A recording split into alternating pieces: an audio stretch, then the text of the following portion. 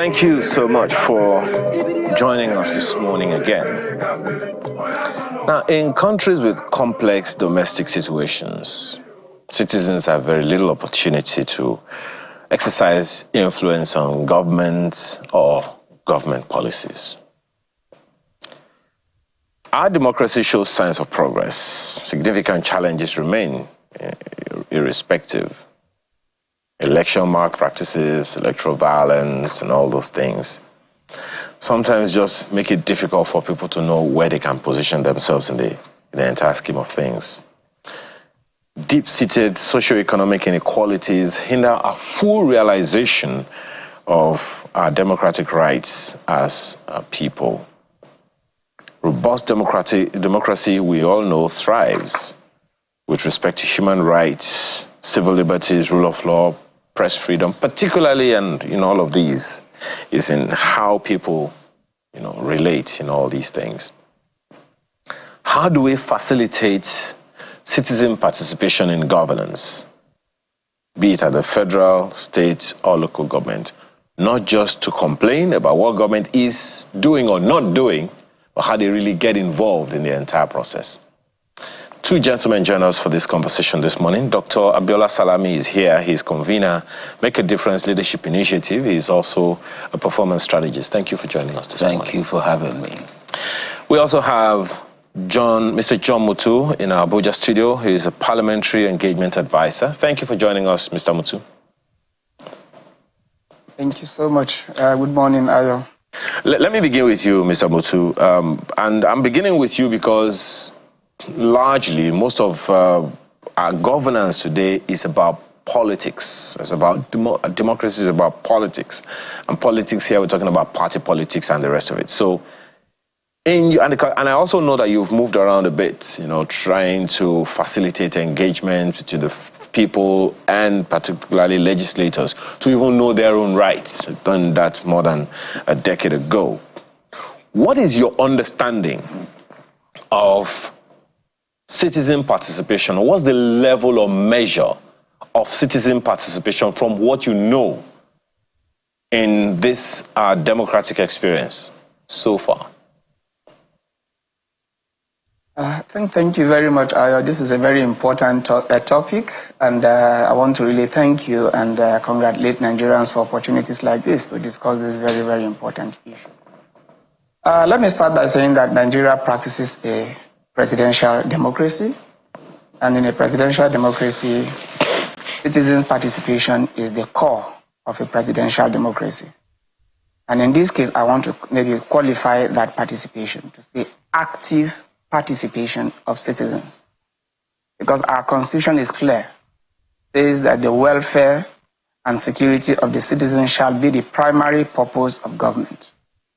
And that same constitution went forward to say that the government shall ensure that the citizens have the opportunity to participate in the governance process, where their voices, their aspirations, their priorities influence government plans, policies, and processes. It does mean that citizens is in the center of our democracy.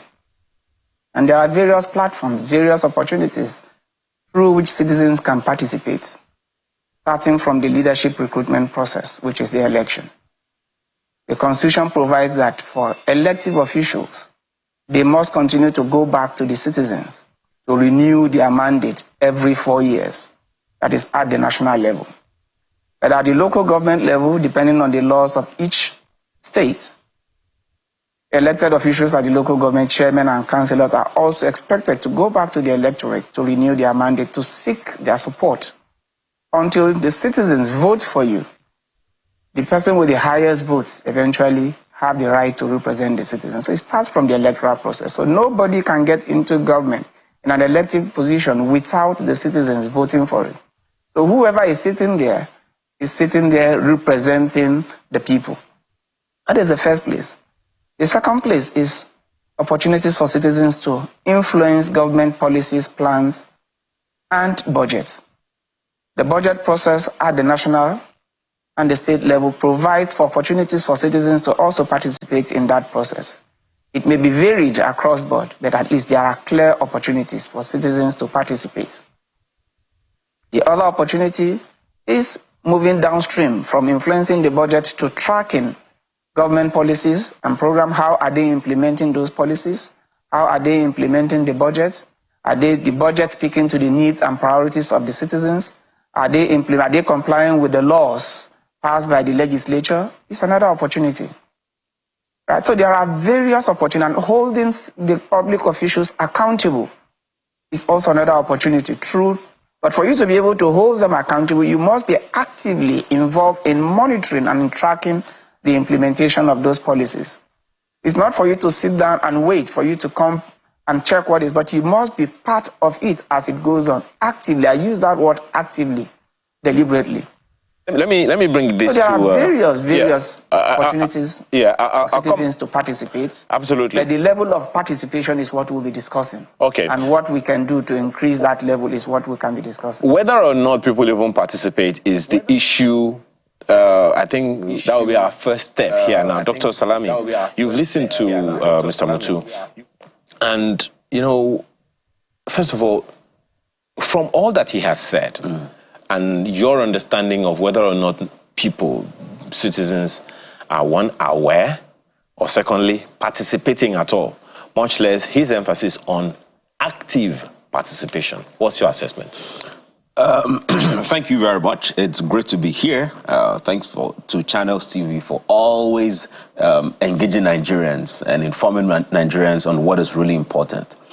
My thought is around first that each citizen, it is important for us to be aware that we need to take personal responsibility for the kind of governance that we seek. So it begins with awareness. Many times, because we are unaware, we don't really participate. And just like Mr. John Mutu said, it started from saying that this begins with elections. If we check how many eligible voters do we have in Nigeria, what percentage of that engaged during the elections? It begins with that. And of course, while citizens did not engage, did not participate in voting, when there are issues, you find more citizens joining protests. You know, I mean, we're having conversations about protests, you know, about end bad governance. So it is first about every one of us increasing the awareness that there is need for us to all participate from elections, from accountability, holding government officials accountable. But I want to take it a little bit back, you know, a little bit away from even governance and the government itself, but to each citizen taking personal responsibility for the kind of development and growth that we seek. We are in the habit of finger pointing. The government has its own huge responsibility that historically in Nigeria, government has not lived up to it. Agreed. But the citizens as well, we have our own civic responsibilities that in many ways we're not living up to. You know, Dr. Salami, when we say government and citizens, I laugh. Here is why. I don't know if there has been a time we discuss Nigeria's problems, and those who know do not make reference that date back pre-independence of the country. There are those who would also reference, even the patriots, you know, spoke about, you know, a new constitution, and they were talking about the constitution of the 60s. So it's not like these problems are new. The problem here, Dr. Salami, is why are we repeating the same cycle? The people who are in government today were not in government 40 years ago, 50 years ago, but we're still talking about the same problems. So if we're talking about citizen participation, what is missing? Is it not that citizens were not participating then, and the people who are in government today, some of them were not alive 50 years ago? So I mentioned something about history, and somebody said that what we have learned from history is we've learned nothing, you know, from history. It's more of a structural thing for us, and I say this, that even if whoever we think is the best individual leader. Maybe the person has succeeded in private sector, and then we think the person should be able to replicate that success in governance. The reason we've not found that kind of success recorded over time is because there is a structure that has been put in place.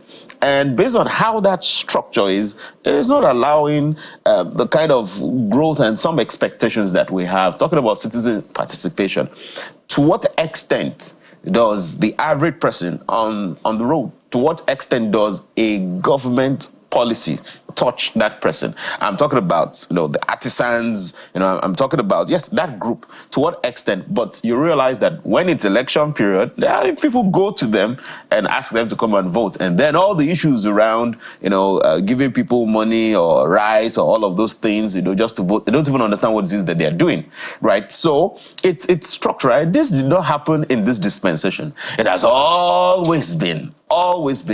And the interesting thing, another interesting thing, is that you find people who are in governance today that X period, some time ago, they were protesting and agitating that the government of the day that time is not serving the citizens well, and then they get into office and they repeat exactly the same thing. So we find people who are in office who are now condoning what they condemned when they were not in office. And why is that possible? It's the structure that's in place. Mr. Mutu, you're talking about citizen participation, and I don't know how you take this, but it would seem like the bar is actually very, very low and already accommodates a whole lot of people. Here's what I mean. Qualification to get into civil service, level 6, minimum, first degree. Qualification to be an elected official, House of Assembly, legislator at the National Assembly, be it House of Reps or senator, to be president, is not up to that. It would seem to some people that the opportunity is already there for people to get in. The bar is really, really low. Could that be responsible for the low level of governance we have, or is there something else that needs to come into the fray? Yeah, I think I want to believe there are a lot of other things, and not primarily that.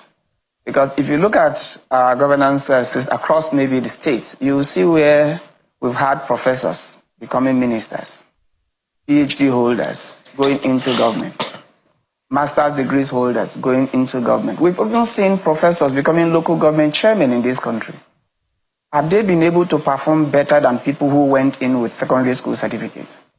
Is there evidence to show that the poor governance we're experiencing in this country is due to the low entry qualification? Is there? I think it's far, far more than that. We have also seen situations where people who are average, or maybe people who are secondary school holders, are performing professors in government.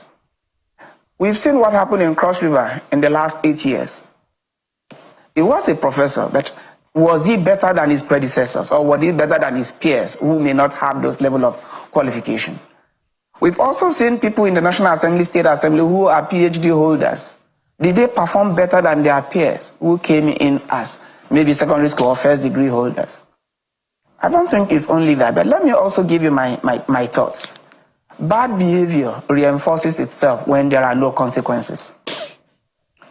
Throughout, since you mentioned year in, year out, we keep recycling the same system, the same issues. But the truth is, when one person comes into governance, a governor comes in, stays for 8 years and leaves, accused of embezzlement, no consequences, goes with his loot. Another person comes in, watch the system to say that there was no consequence for his predecessor. Definitely, he will do the same thing. What is that safety net, or what is that thing that will be there to maybe dissuade somebody in government from committing, perpetuating crime when he knows that his colleagues goes away with it? Is there even any incentive or reward for being a good person in governance? Have we even celebrated those who have remained upright in governance? So if there is no reward for being of good behavior in government, you've seen maybe 2 civil servants retiring at the same time. One wanted to be, or was upright, refused to collect bribe, refused to embezzle money, retires and live in penury. Another man who done all the consequences, pilfered the resources, embezzled resources, living large post-retirement and taking care of himself. And the man who retired innocently could not even get his pension and cannot even take care of his basic.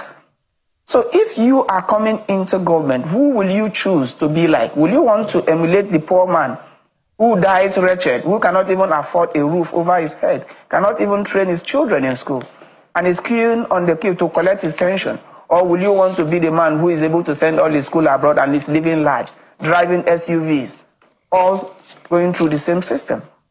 So where is the punishment for bad behavior? Those governors who left 1999 to 2007, where are they today? Living large. How many of them have been prosecuted successfully?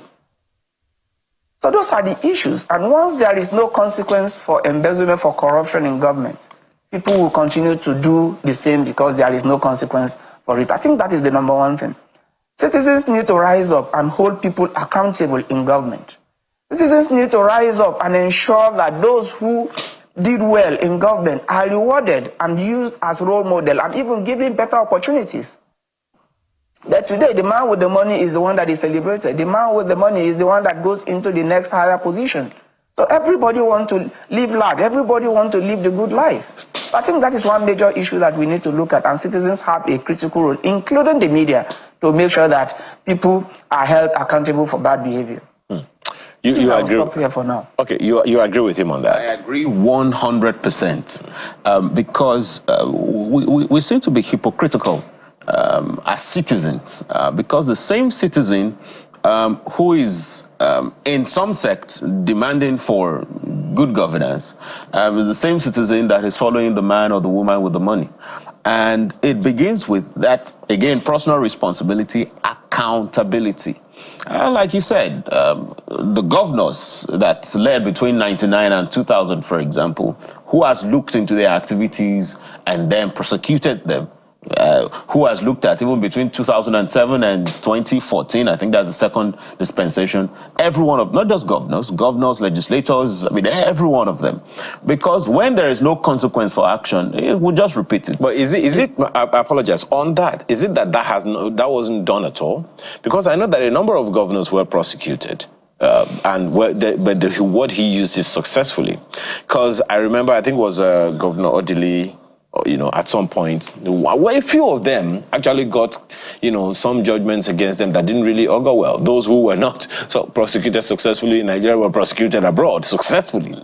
So is it for a lack of it, or that the penalties weren't stringent enough to discourage the repeat of such behavior?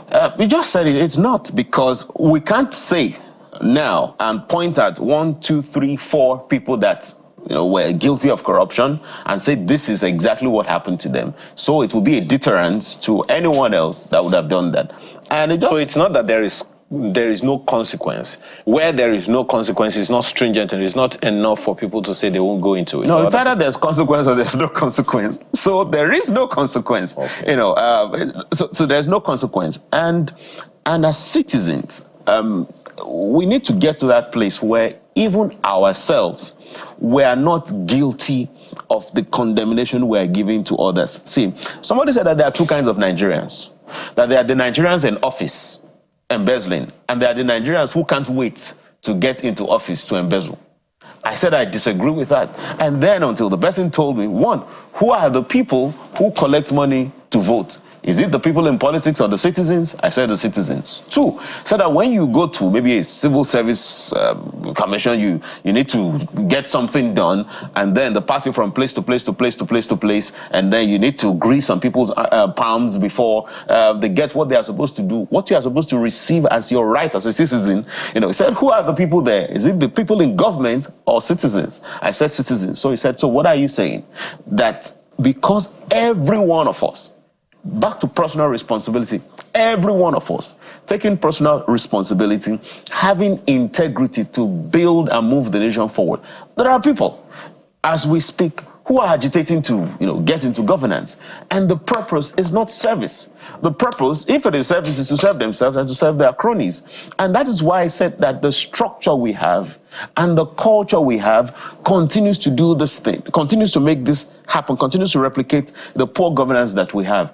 It is said that insanity is doing the same thing over and over again and expecting a different result. We have been doing the same thing over and over again. It is time for us to make a difference. And what do we need to do? Each one of us taking personal responsibility for good governance.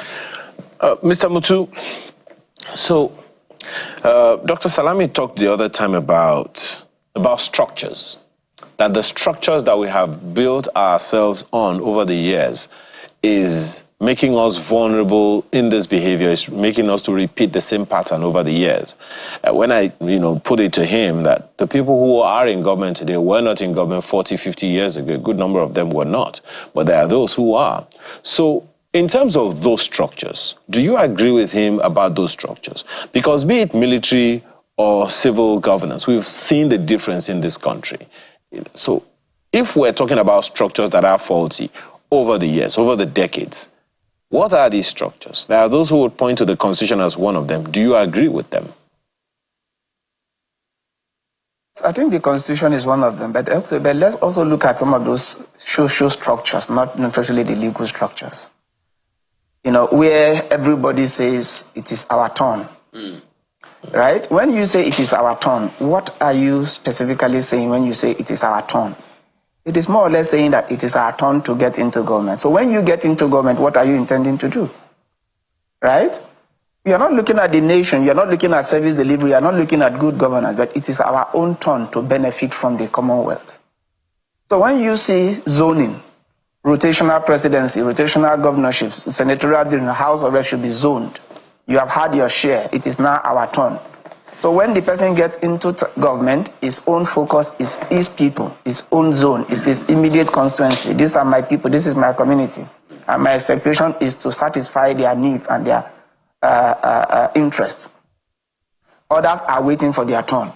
So that immediately you leave, they come in, it is our own turn, you sit down and wait. When you were there, you were enjoying, it is our own time to enjoy, either at the class level or even at the cultural level, or even at the ethnic level, or even at the religious level. That is why when you see when it was the time of Goodluck Jonathan as a Southern president, the whole villa and the whole Abuja is filled with Southerners, or maybe people from the South side. It is our government. The next thing, maybe President Buhari come over. The next thing is the North. It's our own turn. Everywhere is with the cap. Now it is now the Southwest turn. It is our turn. So that kind of our turn does not allow for good government. Anybody that is campaigning, anybody that is looking at it from its narrow prism, and that is why anytime you see that the anti-corruption agencies want to prosecute a particular person, the community and his friends and people from his religions come down and rally around him to say, no, it is political persecution. When the other ethnic group did it, you didn't persecute him. Why are you now persecuting him? Rather than focusing on what he did.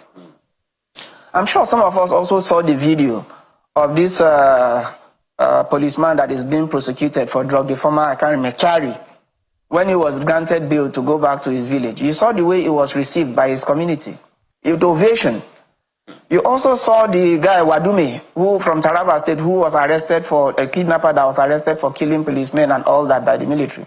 When he was released from prison, you saw the way he was received as a king who has returned home. Why? Because they felt he was persecuted. So a lot of times we look at it from our narrow prism. So those kind of structures that we have set up to benefit parochial interest never allows for a bigger picture where we look at the collective interest of the nation, the collective interest of the community to push for the growth of and the development of the country. And this happened at the lowest level too. A councillor coming in to government, it is divided among clans or families. And once the councillor gets into office, his primary objective is to satisfy his family. And when he goes out of that family to appoint an aide from another place to who he has seen competence in, his family reacts. Why are you appointing? When it is our turn, you are supposed to take somebody from us, whether he's qualified or not. You have now ceded that role to somebody. And that is why a Southwestern president, governor, or whatever will first of all look at his immediate clan and pick the people, whether he is right, whether he has the competence or he has the capability. because that is what the people expect. And once you go out of that expectation, people react. So these are all issues that we need reorientation. We need our value system to be rebuilt. We need the laws to be strengthened, and also people who are run foul of those laws must be held accountable, irrespective of where they come from. Let me conclude. I remember in 2000, when during the Farouk Lawan in the House of Reps in 2007, when they were probing, or between 2008 to 2011, when they were probing the oil subsidy probe, and he was the chairman of the committee. And remember the bribe saga between him and Otedola. Nigerians, they were probing millions of dollars, hundreds of millions of dollars in fuel subsidy. But at the end of the day, the man who was the hunter became the victim because of $670-something thousand. Nigerians all focused on $677,000 and left the hundreds of millions of dollars and billions of dollars that was at stake. Nigerians, now I want to describe them as people in the Roman Colosseum. You know, during the, I can't remember the exact word. Once they pay for blood, and once they can find blood in whatever form, people are satisfied. We must go for the bigger picture. We must make sure that everybody is held accountable. Otedola is now a hero. He's celebrating and has gone home with his resources. But the man who was chasing him has fallen because of 670, and everybody is quiet about that. I think there are bigger issues that Nigerians really So need. in terms of you know, holding people accountable, the question then is, what are the structures on ground to do that? Mr. Mutuana, I'd like you to do that, you know, maybe in a minute or so. And just give us a list what structures are. Here is why I'm asking. The most important one is the audit process. Just a second, just 1 second, Mr. Mutu.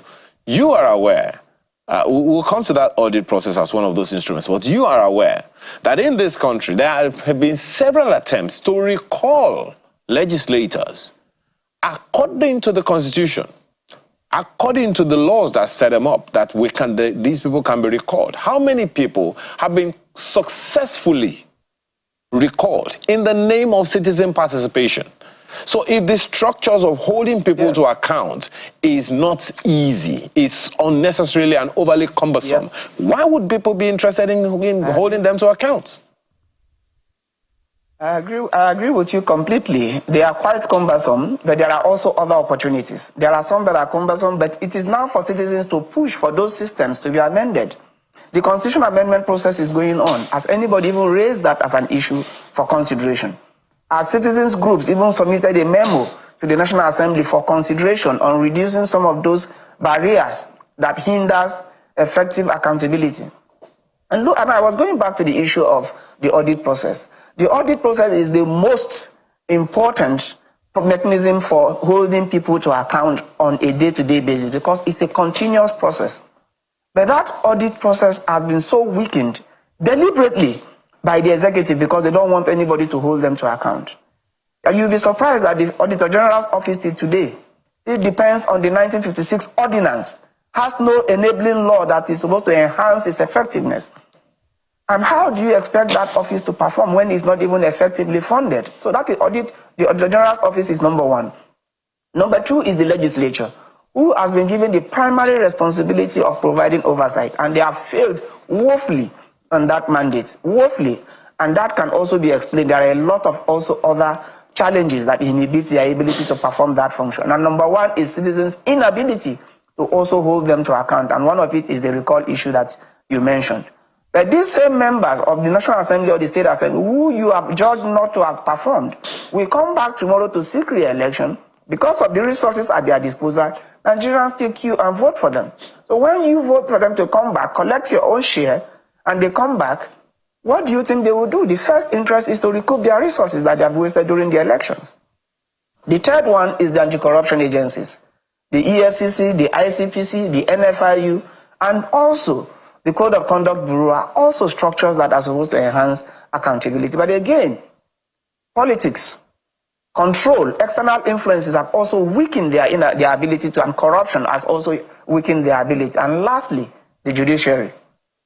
The judiciary, you saw the last report that has been going around the social media. The judiciary that is supposed to be the hope of the common man has now been adjudged as the most corrupt bribery-taking organ. So if the judiciary is now culpable, who are supposed to sentence people who are corrupt is now even more corrupt than the person that is before them. How do you expect the system to work? And again, it comes back to the citizens. It comes back to the civil society groups, it comes to the media, it comes to the common man, it comes to me and you to be able to change starting from the electoral process. Yeah, perhaps the origin of this, all of this, Dr. Salami, is, I mean, you talked about repeatedly about people, citizens taking responsibility. If you are going somewhere, you should know where you're going. Now, it is the knowledge of where you are going that will determine the choices you make. Yeah. Whether you're going to fly, or you're going to take a ride, or you're going to walk, or you're going to go by boat or something. It will determine your mode of transportation to get to where you're going. Do we know where we're going? Number one. Number two, do Nigerians have that sense of nationhood? That because we have a pride in the country. We fly the Nigerian flag anytime there is a protest. Whatever it is, we are flying the protest, the Nigerian flag. We sing the national anthem. But do we know where we're going? Is it enough to guard our trajectory, our sense of nationhood, our sense of patriotism, whether we are in government or not? We don't know where we are going. Because there's no one clear statement that tells us about where we're going. We have some elements in our pledge, national anthem, both the current one and the previous one. We have some statements in it, but there's none of those statements that seem to mean anything to us. It may mean something to a few people, but it doesn't sound like something that means anything to us. So to the question, do we know where we're going? Not quite. And another way to know that we seem not to know where we're going is for every government that comes in, the government has a separate plan. Whether the government is from the same political party or the government is from another political party, the government always has, a different plan. Even if the government has said we are building upon what has been done before, when you see what the government is implementing, it will be contrary different from what has happened, before. Second question, do we have a sense of nationhood? No, because for the average person, the southwestern person generally is first a Yoruba man before he's a Nigerian. He's a Yoruba man inside Nigeria. The average northern person is Hausa Fulani first before being a Nigerian. And by the way, when I even say Yoruba, that's even a collective because there are still some subs in it. And when you come into the Yoruba land, and then that's when somebody will say, no, I'm an Ijebu man first, before being a Yoruba man and then being a Nigerian. So it depends on the context of what the conversation is. The sense of nationhood should make every one of us see ourselves as Nigerians first before anything, not judging anyone by their ethnicity, not judging anyone by their gender, not judging anyone by their age, not judging anyone by their religion, but seeing people based on the content of their character. Until every one of us we're able to see ourselves based on our competence and the contribution we can make to move this nation forward, we can't talk about nationhood, which is why for me, the engagement of young people is essential. The engagement of young people is essential. While we seem not to know where we're going, I think if I'm following you and I don't know where I'm going, but I'm following you, trusting that because you came before me, then you should know where you're going. At some point in time, when I discover you don't know where you're going, I should be asking myself questions. And I think a lot of young people are asking themselves those questions at the moment, that where exactly are we going? And it is important to now channel the energy of the young people based on this question that they're asking, so that in 10, 20, 30 years, these same young people don't become the problem they are fighting against now. Because we have a lot of people who in their younger days, 30 years ago, were complaining and fighting against the problem, and today they have become that problem. What's the significance of this in citizen participation? Okay. We said that for young people, engaging young people so that we channel their energy to make sure that they don't become problems tomorrow, the problems they are fighting today. That is their own participation in governance. Their own participation in governance, not in carrying ballot box or stealing ballot box for someone, right? Not in any other vices, but in first asking questions, and also they themselves being examples of the kind of leader that they should be. You see, generally, if young people know better, they would do better, generally. But because all they are seeing does not show good governance, and they've seen it repeatedly, right? So there's a possibility that they become that thing that they are seeing. So how do we connect them to civic engagement, to participation in governance? Is first equipping them.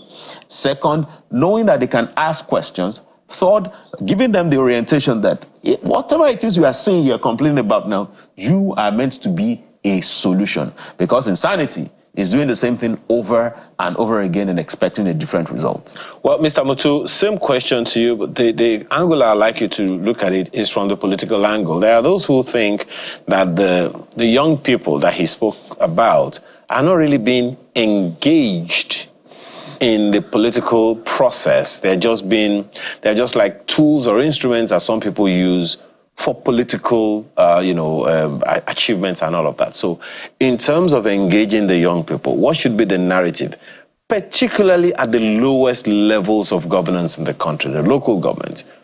What are your thoughts? Do you have instruments in place, legal instruments, to facilitate that?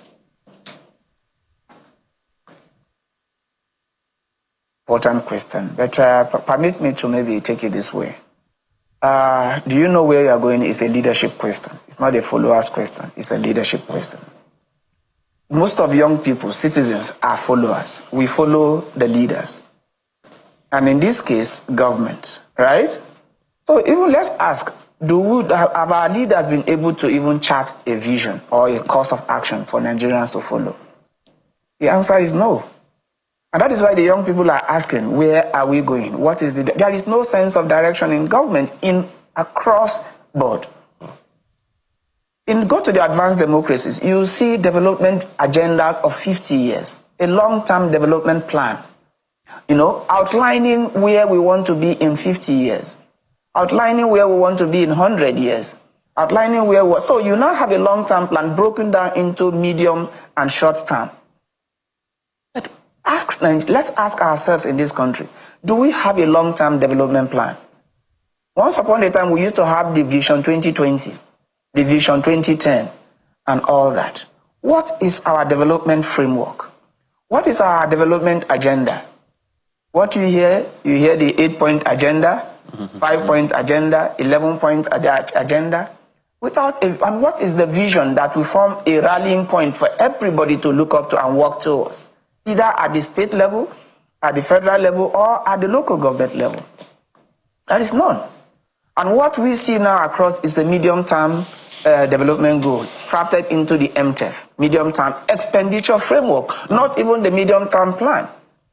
I remember during the last administration, we had the MNDT, the medium-term national development plan. How many years plan? 5 years.